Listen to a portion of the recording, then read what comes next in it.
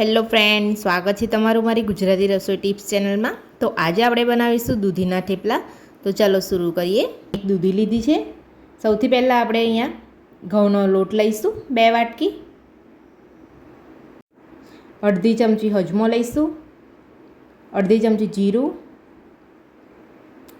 અડધી ચમચી હળદર પાવડર, 1 ચમચી ધાણા જીરું પાવડર, 1 ચમચી તીખું મરચું, અડધી ચમચી ગરમ મસાલો, સ્વાદ પ્રમાણે મીઠું, બધું મિક્સ કરી લઈશું આપણે।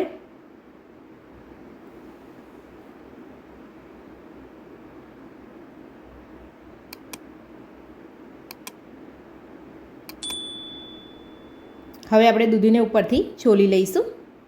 છોલીને આપણે અહીંયા એક છીણી લીધી છે, છીણીથી આપણે છીણી લઈશું।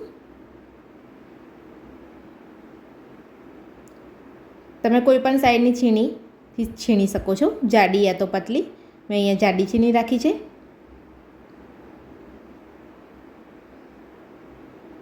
તો બધી દૂધીને આપણે છીણી લીધી છે। હવે આપણે તેમાં રહેલું પાણી બધું જ કાઢી લઈશું હાથની મદદથી। પાણી આપણે એટલે કાઢી લેવાનું છે કે આપણે અંદર ઢીલો લોટ થઈ જાય તો આપણને પછી થેપલા બનાવતા નહીં ફાવે, એટલે આપણે એનું પાણી બધું જ કાઢી લેવાનું છે। તો તમે જોઈ શકો છો મેં બધું જ દૂધીનું પાણી કાઢી લીધું છે।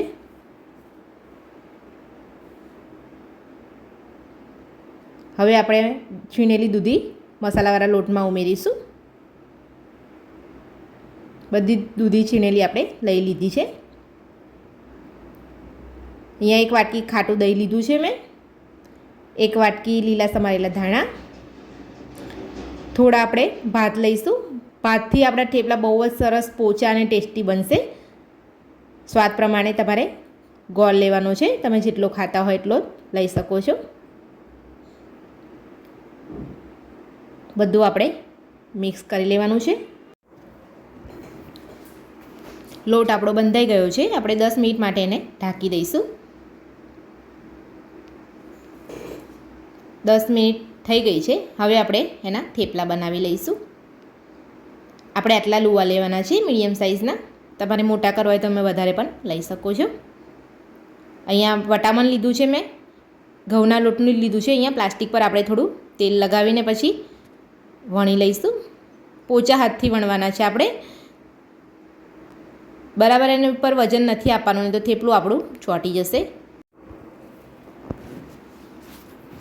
તો આપણું થેપલું બનીને તૈયાર છે।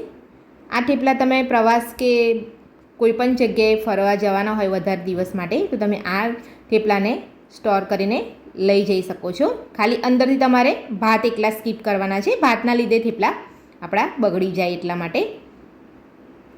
થેપલું આપણું બનાવીને તૈયાર છે। હવે આપણે થેપલાને અહીંયા શેકી લઈશું। મેં અહીંયા ઘી લીધું છે, તમે બટર કે તેલનો ઉપયોગ પણ કરી શકો છો। તો આવી રીતે આપણે થેપલું અંદર તવામાં નાખ્યા પછી સાઈડમાં આપણે ઘી લગાવી લઈશું।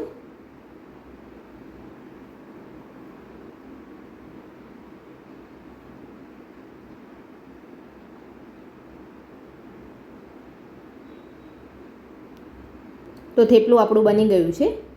હવે હું તમને બીજી રીતે બતાવું છું। આપણે અહીંયા એક લુઓ લઈ લીધો છે, અને આપણે હાથની મદદથી બનાવવાનું છે। તમારે વેલણથી વણવું ના હોય તો તમે હાથથી પણ કરી શકો છો।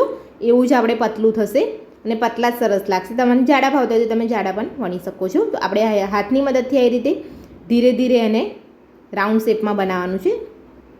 તો તમે જોઈ શકો છો થેપલું હાથથી પણ સરસ બને છે અને પ્લાસ્ટિક પરથી પણ સરસ નીકળે છે।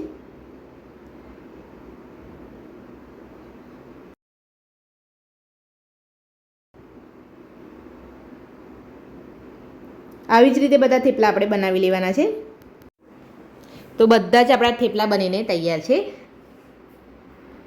થેપલા તમે દહીં સાથે, સોસ સાથે, ચા સાથે પણ ખાઈ શકો છો। જો તમને મારો વિડીયો ગમ્યો હોય તો મારા વિડીયોને લાઇક કરજો, ચેનલને સબસ્ક્રાઈબ કરજો, તમારા મિત્રોને જરૂરથી શેર કરજો। Thank you.